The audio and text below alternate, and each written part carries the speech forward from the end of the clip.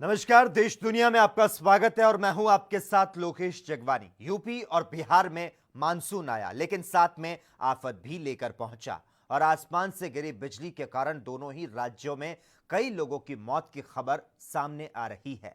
आसमानी आफत से ज्यादा प्रभावित बिहार हुआ, जहां कई जिलों से मौत की खबरें सामने आ रही है। मौसम विभाग ने बिहार के 18 जिलों में अलर्ट भी जारी कर दिया है, जिसमें से 10 जिलों में बारिश का रेड अलर्ट है, जहां पर इस कुदरती आफत का तांडव अभी भी बरकरार रह सकता है। तो वहीं यूपी में भी कई जिलों में आकाशीय बिजली ने तांडव मचाया। बाराबंकी, कुशीनगर और कानपुर देहात जिले में कई लोगों और मवेशियों की मारे जाने की खबर है, जबकि दर्जन भर लोग घायल हो चुके हैं।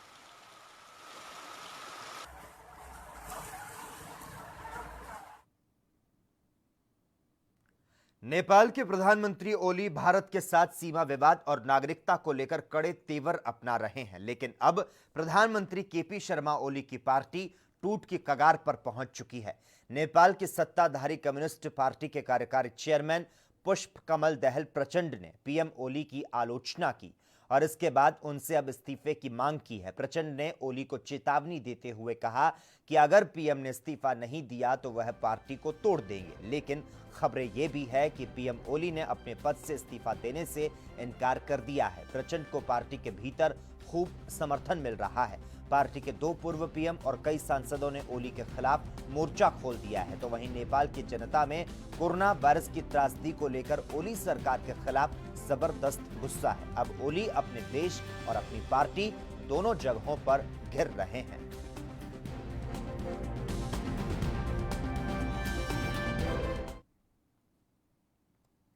भारत को अपना पहले दर्जे का दुश्मन मानने वाला पाकिस्तान लगातार परमाणु हथियारों का जखीरा बढ़ाने में जुटा हुआ है। जर्मन सरकार की एक रिपोर्ट में इस बात का खुलासा हुआ। इस रिपोर्ट में कहा गया कि चीन के सहयोग से पाकिस्तान तेजी से अपनी न्यूक्लियर अटैक की क्षमता को बढ़ा रहा है। जर्मनी के annual report of the office for the protection of the constitution for the German state of Baden Wurttemberg में कहा गया कि पाकिस्तान समेत ईरान, उत्तर कोरिया और सीरिया तेजी से सामूहिक विनाश के हथियारों को बना रहे हैं और इनमें परमाणु, जैविक और रासायनिक हथियार शामिल हैं। रिपोर्ट में यह भी कहा गया कि ये देश अवैध रूप से जर्मनी से इन हथियारों को बनाने के लिए कलपुर्जों की खरीद की कोशिश कर रहे हैं। रिपोर्ट में कहा गया कि इस तरह के हथियारों का उत्पादन और प्रसार शांति और अंतर्राष्ट्रीय सुरक्षा के लिए एक गंभीर खतरा है।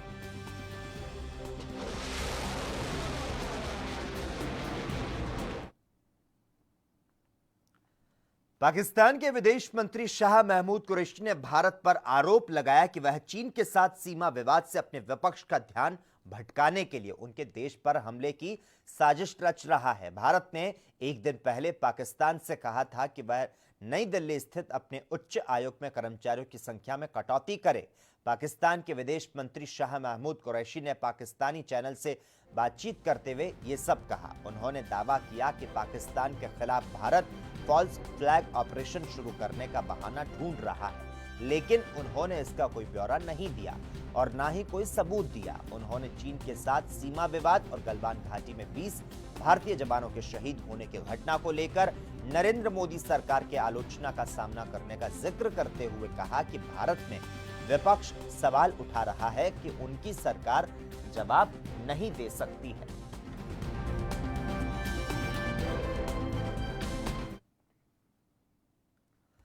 पाकिस्तान के प्रधानमंत्री इमरान खान ने अपनी संसद में एक संबोधन के दौरान अमेरिका पर गंभीर आरोप लगाए। इमरान ने कहा कि हमने आतंकवाद के खिलाफ अमेरिका का साथ दिया और अमेरिका हमें ही बुरा कहता है। अमेरिका से जिस तरह हमने वॉर ऑन टेरर में उनका साथ दिया और जो जिल्लत उठानी पड़ी मेरे मुल्क को, मैं नहीं समझता कि कभी भी कोई मुल्क एक वॉर ऑन टेरर में साथ दे और उनका साथ दे और वो बुरा भला भी हमें कहें। कामयाब अफगानिस्तान में ना हो तो वो भी पाकिस्तान जिम्मेदार है। ओपनली मुझे कभी नहीं भूलता वो भी एक हमारे पाकिस्तानियों के लिए बड़े 2 शर्मिंदा वाकया जिसमें हम सब बड़े शर्मिंदा हुए। एक हुआ जी, उसामा बिन लादेन को इन्होंने अमेरिकन ने आके एबटाबाद में मार दिया, शहीद कर दिया। उसके बाद क्या हुआ? सारी दुनिया ने हमें गालियां निकाली, बुरा हमें कहा, हमें बुरा भला कहा। यानी हमारा एलआई हमारे मुल्क में आके मार रहा है किसी को और हमें नहीं बता रहा, और 70,000 पाकिस्तानी मर चुके हैं उनकी जंग के लिए। यानी इससे ज्यादा जिल्लत सारी, जिधर पाकिस्तानी बाहर थे, आप जिधर पाकिस्तानी बाहर थे आप देखें जो उनके ऊपर गुजरी उस वक्त। मुझे भी याद है, ये 2010 की बात है। उसके बाद क्या हुआ? ड्रोन अटैक्स हो रहे हैं पाकिस्तान में। पाकिस्तानी गवर्नमेंट कहती है हम कुछ नहीं कर रहे या हम मजम्मत कर रहे हैं। सेनेटर कार्ल लेवन, ये यहां अखबारों के अंदर फ्रंट पेज में आया। सेनेटर कार्ल लेवन सेनेट की open committee, foreign relations committee की हेयरिंग के ऊपर।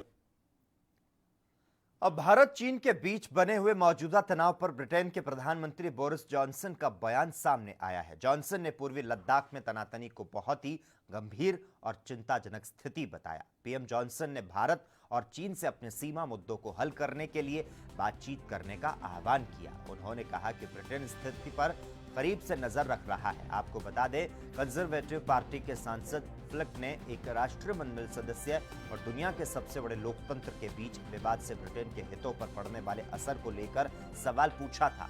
इस पर जॉनसन ने भारत और चीन के बीच तनातनी को बेहद ही गंभीर और चिंताजनक बताया।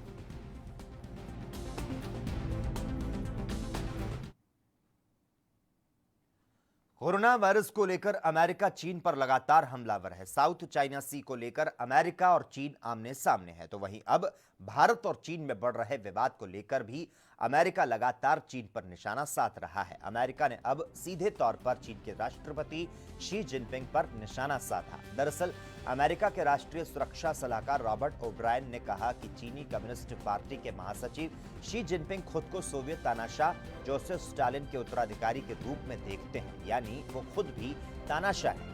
हम अब कम्युनिस्ट पार्टी और उसकी विचारधारा के प्रसार पर लगाम लगाने के लिए कार्रवाई करेंगे।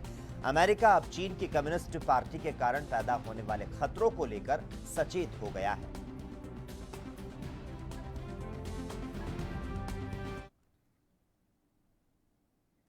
न्यू मैक्सिको के साथाफा सिटी में एक सिख व्यक्ति के रेस्टोरेंट में तोड़फोड़ की गई और दीवारों पर नफरत से भरे संदेश लिख दिए गए।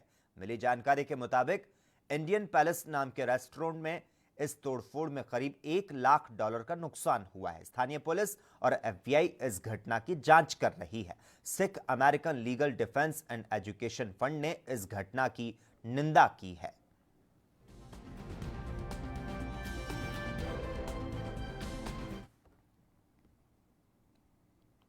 कोरोना संकट में एयरलाइन सेक्टर बुरी तरह से प्रभावित हुआ है और यही वजह है कि दुनिया भर की एयरलाइन कंपनियों में कॉस्ट कटिंग यानी कि छंटनी की खबरें आ रही है।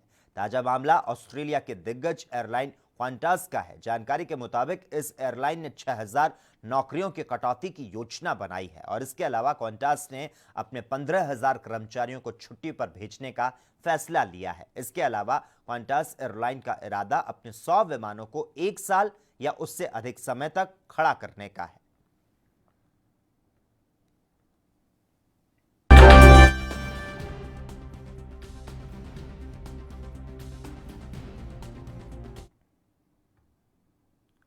केरल उच्च न्यायालय ने राज्य सरकार को आर्यनवकु के निवासियों की याचिका पर कार्रवाई करने का निर्देश दिया है। इस याचिका में कहा गया कि तमिलनाडु केरल बॉर्डर से चेकपोस्ट काफी दूर है, जहां पर यात्रियों की स्क्रीनिंग की जाती है। ऐसे में रोड और जंगलों के रास्ते से आने वाले लोग स्क्रीनिंग से बचकर राज्य में प्रवेश कर सकते हैं।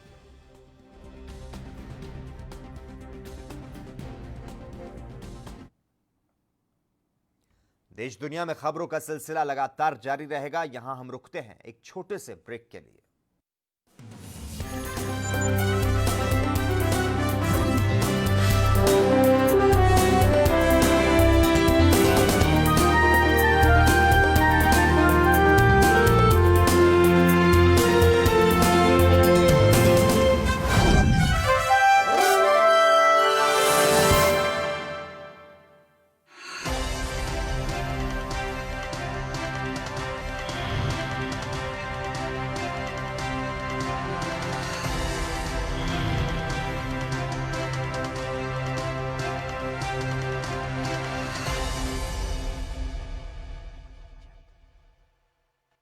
घुटना, कंधा या कमर, चाहे जैसा हो दर्द, डॉक्टर ऑर्थो आपको देता है दर्द से पूरी आजादी, एक भरपूर जिंदगी।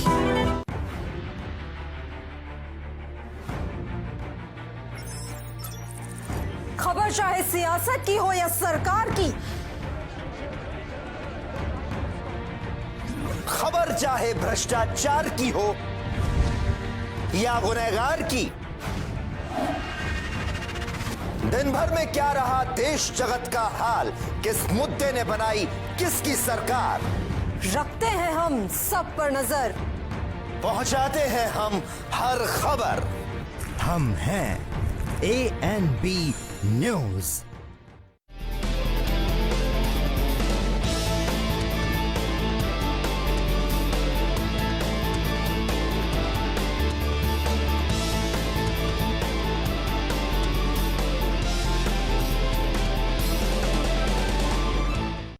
धारदार तेज तर्रार 700 रिपोर्टर्स,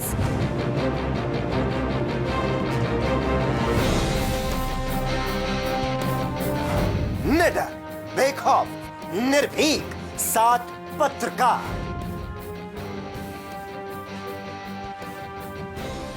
देश में पहली बार ANB न्यूज कर रहा है ग्राउंड जीरो पर जांच पड़ताल, 29 राज्य, 9 केंद्र शासित प्रदेश, जमीन का सच और सियासत का खेल। 20 लाख करोड़ की क्या है तस्वीर, किसको मिला, कितना, किसकी बदली तकदीर, कितना बदला देश का हाल, किसको मिले हैं 20 लाख करोड़। 130 करोड़ जनता से यही एक सवाल। ANB न्यूज पर हम करेंगे आपकी बात।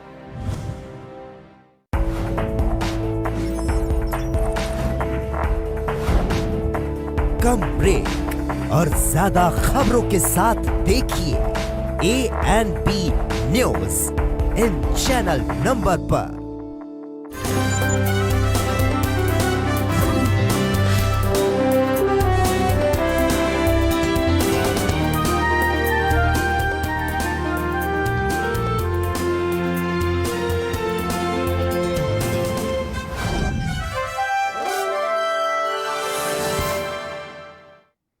ब्रेक के बाद देश दुनिया में एक बार फिर से आपका स्वागत है। बीजेपी नेता और केंद्रीय वित्त मंत्री निर्मला सीतारमण ने गुरुवार को पार्टी की तमिलनाडु इकाई के कार्यकर्ताओं को ऑनलाइन रैली में संबोधित किया और इस दौरान उन्होंने कांग्रेस पर तीखे हमले किए। सीतारमण ने कहा कि कांग्रेस सरकार ने 45 साल पहले आज ही के दिन लोगों से उनके अधिकार छीन लिए। ऐसे में कांग्रेस की ओर से आज लोकतंत्र की बात करना दुखद है। कांग्रेस ने देश में आपातकाल लगाकर लोकतंत्र के सामने बड़ी चुनौती पेश की थी।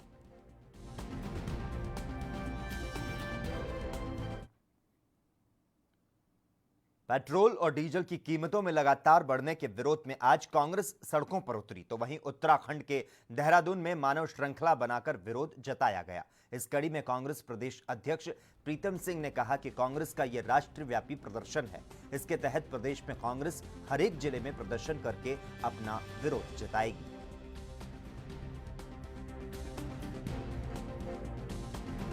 देखिए, जिस तरीके से पेट्रोल डीजल के दामों में लगातार वृद्धि हो रही है, बस किराए में जिस तरीके से बेताशा वृद्धि करने का काम जो है राज्य सरकार ने किया है, इसके विरोध में आज हम जो है सड़कों पर हैं।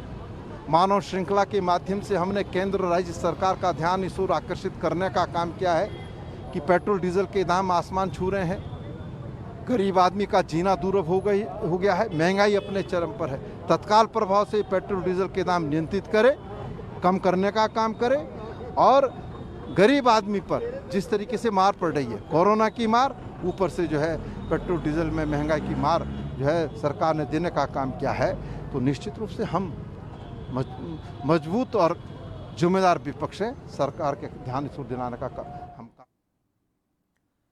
चीनी सामान बहिष्कार की मांग तेज होती जा रही है, जिसके चलते confederation of all India traders के दिल्ली के बजट होटलों के संगठन पर Delhi hotel and guest house owners association ने एक बड़ा फैसला लिया है। आपको बता दें, चीन की नापाक हरकतों को देखते हुए यह निर्णय लिया गया कि दिल्ली के होटल और गेस्ट हाउस में अब से किसी भी चीनी व्यक्ति को ठहराया नहीं जाएगा। इस कड़ी में दिल्ली होटल और गेस्ट हाउस ओनर्स एसोसिएशन के महामंत्री महेंद्र गुप्ता ने जानकारी देते हुए क्या कुछ कहा, आइए सुनते हैं। चाइनीज़ का जो नापाक इरादा है, हमारी मातृभूमि पर जो उन्होंने गलत निगाहें डाली हैं, हम उसका विरोध अपने अपने सब तरीके से कर रहे हैं। हमारी होटल एसोसिएशन की तरफ से भी हमने ये डिसीजन लिया है कि हम भी कोई भी चाइनीज़ हमारा गेस्ट आएगा तो उसको हम बुकिंग नहीं देंगे, हम उनको अपने यहाँ होटल पर नहीं ठहराएंगे। जो हमारे भूमि पर अत्याचार कर सकता है वो हम उनको अपने देश में पनाह कैसे दे सकते हैं। जैसे अभी तो लॉकडाउन है, कोई इंटरनेशनल फ्लाइट भी नहीं आनी जा रही है और दूसरा होटल्स वगैरह भी सब बंद हैं। ऐसे में आप ये डिसीजन ले रहे हैं तो डिसीजन तो इन्हीं दिनों में होते हैं ना जी। इम्प्लीमेंटेशन जैसे होटल शुरू होगा तो हो जाएगा। अगर हम जब होटल खुलने के बाद हम डिसीजन लेंगे फिर उसको एग्जीक्यूट करेंगे तो बड़ा समय लग जाएगा। तो हम इसीलिए डिसीजन अब लिया है, जैसे ही ओपन होंगे एग्जीक्यूशन शुरू हो जाएगा। आप किसी भी चाइनीज़ जो गेस्ट हैं, चाइनीज़ टूरिस्ट हैं, उनको अपने होटल से गेस्ट हाउस में नहीं ठहराएंगे। और हम जो भी ट्रैवल एजेंट्स हैं हमारे जो चाइनीज़ का काम करते हैं, हम उनको स्पेशली इंस्ट्रक्शन देने वाले हैं कि आप चाइनीज़ की बुकिंग ना लें, वो बजटरी होटल हम उनको यहाँ स्टे नहीं करवाएंगे। दूसरा, इससे होटल एसोसिएशन पे या होटल जो व्यवसाय है दिल्ली का, उस पर किस तरह का व्यवसाय पे जो फाइनेंशियली किस तरह का असर पड़ेगा? देखिए, पैसे से बड़ा जो है वो अपनी मातृभूमि है, अपना देश है। ये तो पैसे तो हमने तो उस परंपरा के लोग हैं। जब हमारे पास 1965 में जब हमारा चाइना का आपस में वार हुआ तो हमारे को जब अनाज की कमी पड़ी तो शास्त्री जी ने कहा था कि हमें भूखे रहना पड़ेगा। तो हम तो भूखे रहकर हमने देश सेवा करी है। तो जब भूखे रहकर हम देश सेवा कर सकते हैं तो मोमेंटरी फाइनेंशियल लॉसेज हैं, सब ओवरकम हो जाए। पतंजलि की ओर से बनाई गई कोरोना बीमारी के दवा कोरोनिल की राजस्थान में बिक्री नहीं होगी। राज्य के चिकित्सा मंत्री डॉक्टर रघु शर्मा ने विभागीय अधिकारियों को निर्देश दिए हैं कि बिना आईसीएमआर और सरकार की अनुमति के दवा तैयार करना गलत है। इसीलिए प्रदेश में कहीं भी इसकी बिक्री नहीं होनी चाहिए। कोरोना की दवा की तो अभी कोई पेटेंट दवा तो आई नहीं है। WHO के पास दवा नहीं है, कोई वैक्सीन नहीं। ICMR के पास कोई दवा नहीं, कोई वैक्सीन नहीं। अब एक क्लिनिकल ट्रायल कोई भी करता है तो विद परमिशन ऑफ ICMR होती है क्लिनिकल ट्रायल। हमने प्लाज्मा थेरेपी यहाँ शुरुआत की तो ICMR से परमिशन लेके की। बिना प्रोसीजर को फॉलो किए हुए कोई भी क्लिनिकल ट्रायल मैं समझता हूँ लीगल नहीं है। अगर उनको ICMR ने परमिट किया है तो फिर आयुष मंत्रालय ने रोक क्यों लगाई? उत्तराखंड वाले स्पष्टीकरण दे रहे हैं कि हमसे तो इन्होंने इम्यून सिस्टम बूस्टअप करने की परमिशन ली थी, तो राजस्थान सरकार ने कोई परमिशन दी नहीं है। तो बिना सरकार की परमिशन के इस महामारी के दौर में जिससे लाखों लोगों की मौत हो गई है और पूरा देश और पूरी दुनिया जूझ रही है जिस महामारी से, उसमें आप क्लेम करो कि हमने दवा खोज ली है, तो कोई तो आधार होगा उसका। बिना आधार के इस तरह की मार्केटिंग करना मैं समझता हूँ जायज़ नहीं है इस महामारी के दौर में। नहीं, हमने कोई परमिशन नहीं दी, ना हमसे किसी ने बात की है और ना इनको ICMR से कोई परमिशन मिली है। और जिस ढंग से प्रोडक्ट, अगर ये कहते हैं कि हमारा प्रोडक्ट इम्यून सिस्टम को मजबूत करने के लिए है, मुझे कोई एतराज़ नहीं होता। हम खुद ही काढ़ा वितरित कर रहे हैं राजस्थान के अंदर, जो शानदार वितरित कर रहे हैं यूनानी वाला। तो इम्यून सिस्टम को मजबूत करने के लिए तो हमारा, मैं ये नहीं कहता हूँ कि कोई आयुर्वेद में दम नहीं है, आयुर्वेद हमारी प्राचीनतम पद्धति है, लोग इसमें विश्वास करते हैं, लेकिन दवा के रूप में प्रचारित करना ये गलत है और ये कानूनन सही नहीं है।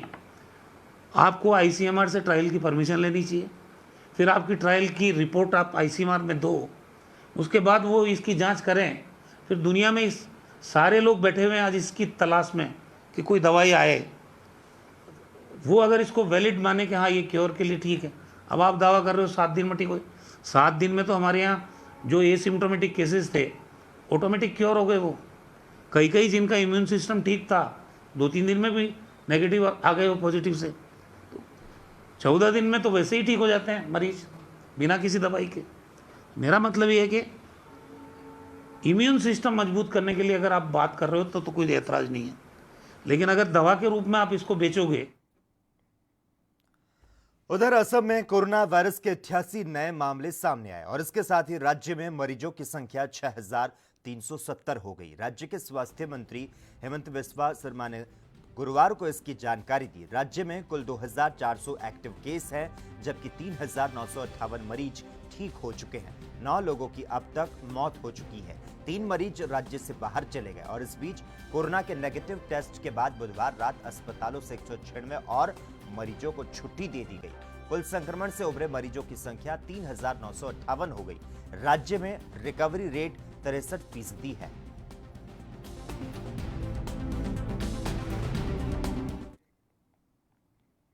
केंद्रीय स्वास्थ्य मंत्री डॉक्टर हर्षवर्धन ने आज इंडियन रेड क्रॉस सोसाइटी के माध्यम से एबल्ड सर्विसेज ऐप लॉन्च किया है। कोरोना के विषम परिस्थिति में लोगों को अपनी जरूरतों की पूर्ति के लिए एक स्थान से दूसरे स्थान आवागमन करना कठिन होता है। इसीलिए जिन लोगों को रक्त की आवश्यकता है, उनकी आवश्यकताओं की पूर्ति के लिए इंडियन रेड क्रॉस सोसाइटी के माध्यम से एबल्ड सर्विसेज ऐप को लॉन्च किया गया। इस ऐप पर जरूरतमंद लोग पंजीकृत हो सकते हैं और जान सकते हैं कि उन्हें रक्त कहां मिलेगा। वे जरूरतमंदों के लिए 4 यूनिट तक रक्त की मांग भी कर सकते हैं। देखिए, ये कोरोना की विषम परिस्थिति में लोगों के लिए एक स्थान से दूसरे स्थान पर अपनी ज़रूरत की पूर्ति के लिए आवागमन करना बहुत कठिन भी है और इसलिए जिन लोगों को भी रक्त की किसी भी कारण से आवश्यकता पड़ती है, उनकी आवश्यकताओं की पूर्ति के लिए हमने उनकी सहायता के लिए आज ये इंडियन रेड क्रॉस सोसाइटी के माध्यम से ऐप लॉन्च किया है। किसी को ज़रूरत है तो इस ऐप के ऊपर जाकर वो अपनी ज़रूरत को रजिस्टर कर सकता है। ऐप पर जाकर पता कर सकता है कि कहाँ पर उसको रक्त मिल सकता है और अपने परिवार के या अपने मित्रों के लिए, ज़रूरतमंदों के लिए 4 यूनिट तक ब्लड की वो डिमांड भी कर सकता है। और इसके ऊपर इंडियन रेड क्रॉस सोसाइटी के हमारे ब्लड बैंक्स 12 घंटे तक उसका इंतज़ार भी करेंगे। मैं समझता हूँ कि सारे इस विषम परिस्थिति में लोगों के लिए, ज़रूरतमंद लोगों के लिए उनकी आवश्यकता की पूर्ति का जो साधन है उसको सुलभ ढंग से और इजीली लोगों के लिए एक्सेसिबल करने में ये ऐप बहुत बड़ा योगदान। वहीं पंजाब के जिला फतेहगढ़ साहिब के गांव में जमीन को लेकर हुए विवाद में गोलियां चलने का मामला सामने आया तो इस गोलीबारी में एक व्यक्ति की मौत हो गई, जबकि 4 से 5 लोग गंभीर रूप में जख्मी हो गए, जिन्हें इलाज के लिए फतेहगढ़ साहिब के सिविल हॉस्पिटल में भर्ती करवाया गया। जानकारी के अनुसार गोलियां चलाने वाला व्यक्ति शिरोमणि अकाली दल के जिला अध्यक्ष स्वर्ण सिंह चरनाथल के बेटे बताए जा रहे हैं। पुलिस मामले की जांच में जुट चुकी है। पंचायती जमीन सी अपने पिंड चनावचल खुर्द, उत्थे 2 पार्टियां के दरम्यान झगड़ा होया ते जिहदे च बंदे जख्मी ने। उत्तर प्रदेश के बांदा में पेट्रोल डीजल के दाम में बढ़ोतरी को लेकर कांग्रेसी कार्यकर्ता आज प्रदेश सरकार और केंद्र सरकार के खिलाफ नारेबाजी कर रहे हैं। कांग्रेस के जिला अध्यक्ष ने बीजेपी सरकार पर निशाना साधते हुए कहा कि ये हठधर्मी सरकार है, आम जनमानस की कोई परवाह किए बगैर मनमानी तरीके से काम कर रही है। जैसा कि इन दिनों अंतर्राष्ट्रीय मार्केट में कच्चे तेल की कीमतों में भारी गिरावट है, लेकिन केंद्र सरकार दिनों दिन पेट्रोल और डीजल के दाम बढ़ाए जा रही है।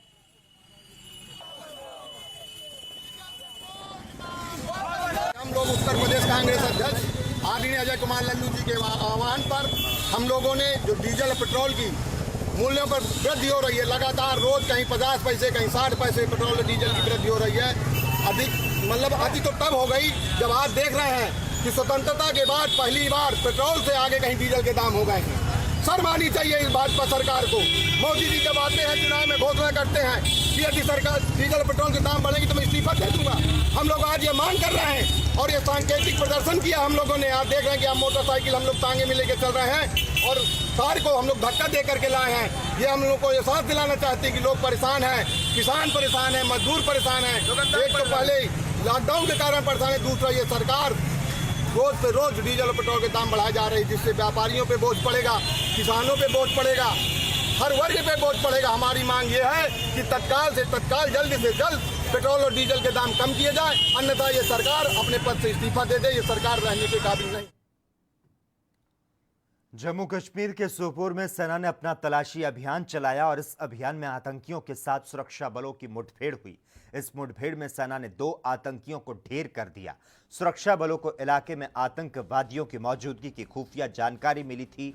पुलिस और सुरक्षा बलों ने सूचना मिलने पर इलाके की घेराबंदी की और तलाशी अभियान को शुरू किया तो आतंकवादियों ने फायरिंग शुरू कर दी, जिसका सुरक्षा बलों ने जवाब दिया। अधिकारियों ने बताया कि संयुक्त टीम ने इस ऑपरेशन को अंजाम दिया है।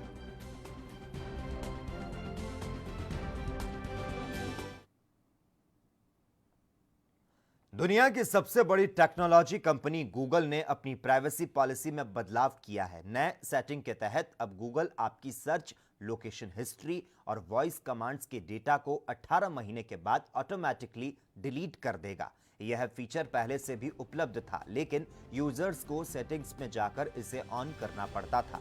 हालांकि अब नए यूजर्स के लिए यह डिफॉल्ट रूप से काम करेगा और उनका डेटा ऑटोमेटिकली डिलीट हो जाएगा। पुराने यूजर्स इस नए बदलाव के लिए अप्लाई कर सकते हैं।